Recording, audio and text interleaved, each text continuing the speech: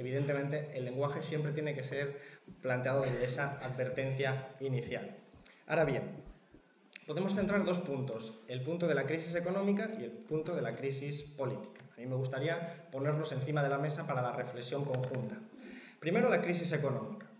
Hay en la calle una sensación, a veces, de que en nuestra Unión Europea hay dos modelos, un modelo fracasado y un modelo exitoso. El modelo exitoso es Alemania, que a veces se vende, tópico, como gente disciplinada, trabajadores que saben trabajar, que saben lo que hacen, que no son vagos, que son gente que hace sacrificios y que tiene una cultura del trabajo verdaderamente brillante. Y por el contrario, hay un modelo, el modelo español, el modelo mediterráneo en general, que es de trabajadores vagos, ociosos, corruptos y que tienen que hacer sacrificios y tienen que pasar una gran penitencia para volver a vivir normal.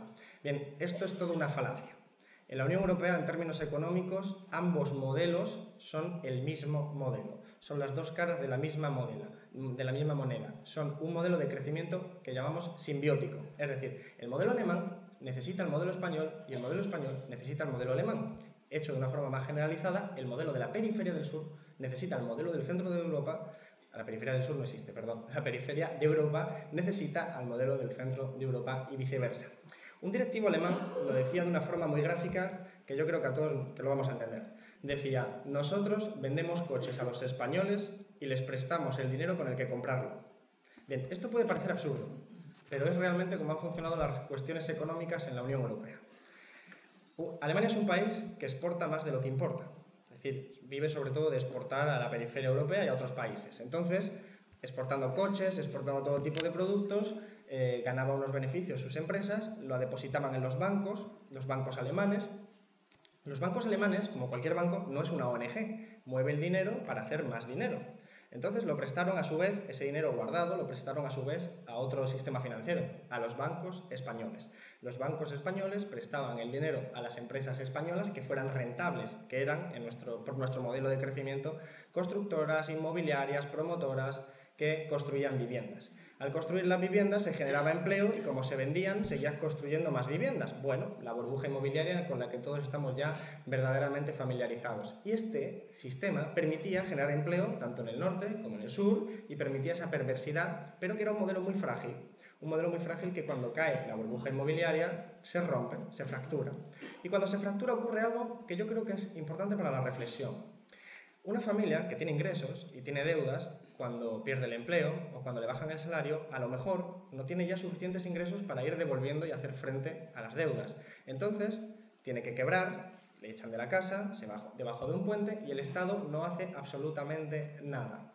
Cuando es una pequeña y mediana empresa que tiene ingresos y también tiene deudas y se encuentra de repente con que ya la gente se está empobreciendo, no va a la tienda, no compra y pierde dinero, entonces ya no tiene tampoco capacidad para devolver las deudas y en definitiva echa la persiana, cierra y el Estado no hace absolutamente nada. Pero cuando vamos a los bancos, aquí la cosa cambia. Aquí la cosa cambia porque los bancos tienen también ingresos y tienen también deudas. Y cuando los ingresos no son suficientes y sus viviendas se han desvalorizado, valen mucho menos que antes, pues deberían quebrar. Técnicamente están quebrados. Y sin embargo, entonces el Estado, a diferencia de los casos anteriores, sí hace algo. ¿Por qué? Esta es la pregunta central de lo que está ocurriendo. Es la pregunta central de la gran estafa que estamos viviendo.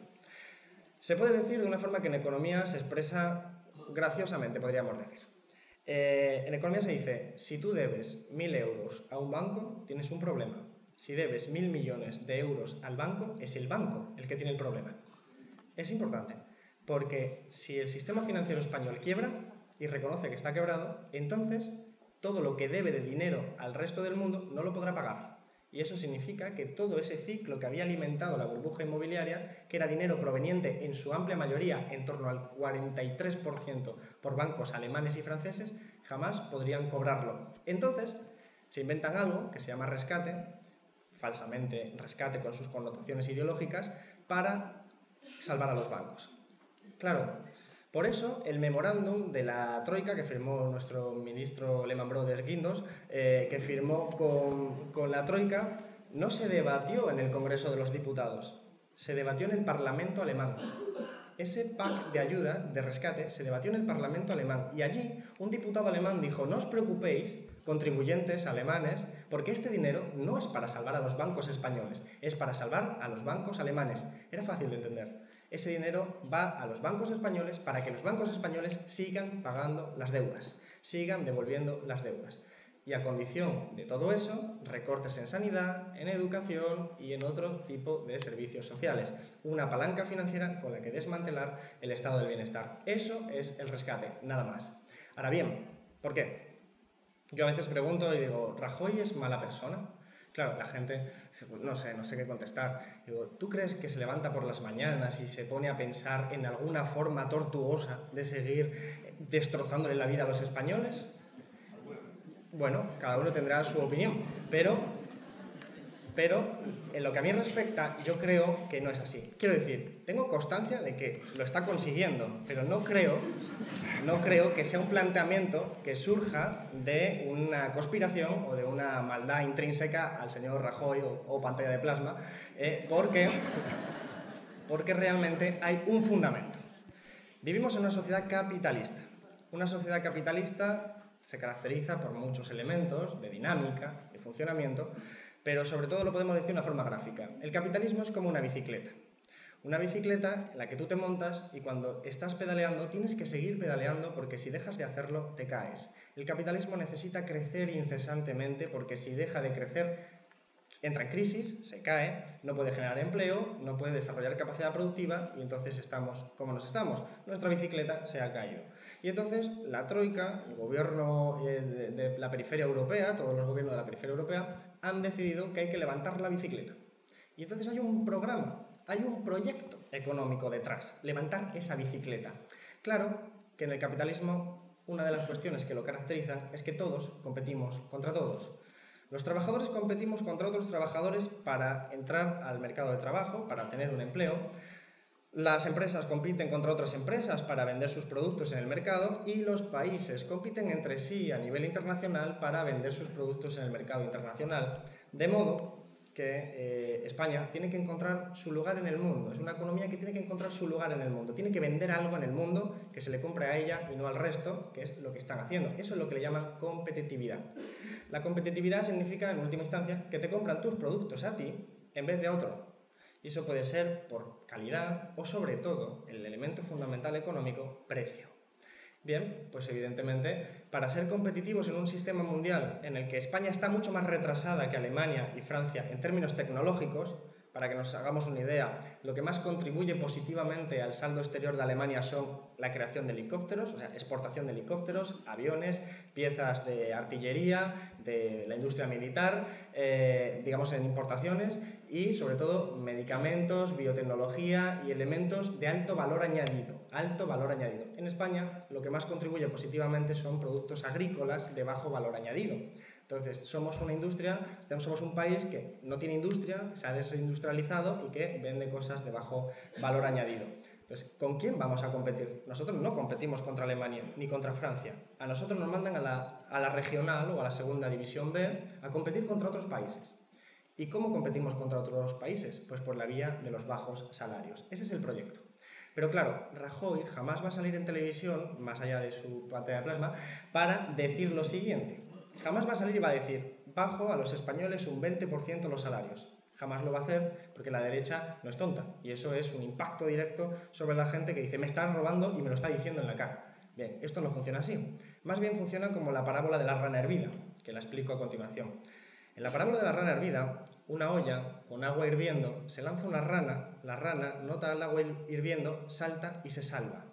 Alternativamente, en una olla con agua a temperatura normal, se mete la rana está fresquita, está cómoda en esa temperatura y poco a poco se va calentando el agua, la rana se va adaptando al cambio de temperatura hasta que finalmente la rana muere hervida. Bien, la rana somos nosotros, esto es importante. Por eso Rajoy quiere bajarnos, Rajoy y el proyecto económico lo centro en Rajoy, pero evidentemente es una amplitud mayor, quiere que bajemos los salarios para que nos compren a nosotros los productos y no a otros competidores internacionales. Claro que esto lo hace de una forma más inteligente a través de reformas laborales. De hecho, el Banco de España, en su último informe del 2013, en enero, decía, al final de la introducción, decía: las dos reformas laborales últimas, la del PSOE y la del Partido Popular, han conseguido funcionar porque se están moderando los salarios.